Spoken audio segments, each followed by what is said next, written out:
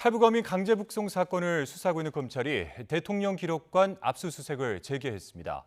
사건 당시 청와대에서 생성된 문건 19개 목록을 확보한 검찰은 추가로 영장을 발부받아 그 내용을 확인하고 있습니다.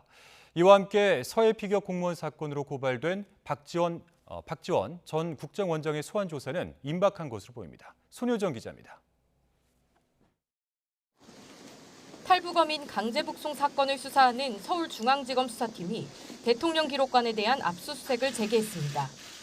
지난 19일 처음 대통령 기록관 압수수색에 나선 검찰은 기록관 측과 관련 절차를 협의한 뒤 관련 문건 목록부터 우선 확보했습니다.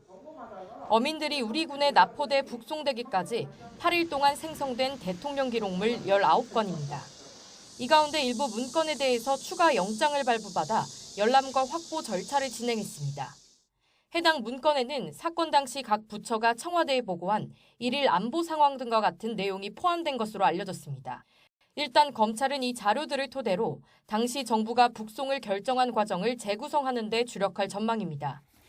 강제 북송 자체는 이미 법률적 근거가 없다는 판단을 내린 상태라 의사결정 구조를 재구성해 판단 과정에서 위법 행위가 있었는지를 가리는 데 수사력을 모을 것으로 보입니다.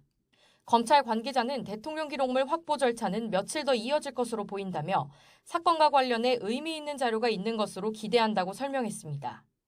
이와 함께 서해 피격 사건으로 고발된 박지원 전 국정원장의 소환도 임박한 것으로 관측됩니다. 앞서 박 전 원장은 피격 공무원 고 이대준 씨가 월북이 아닌 표류했다는 정황이 담긴 첩보 보고서 등을 무단 삭제한 혐의로 국정원으로부터 고발당했습니다. 검찰은 박 전 원장의 자택과 해경 본청 등 10여 곳을 압수수색한 뒤 강성기 당시 해경 정복과장을 비롯한 사건 관계인을 소환해 조사를 이어오고 있습니다.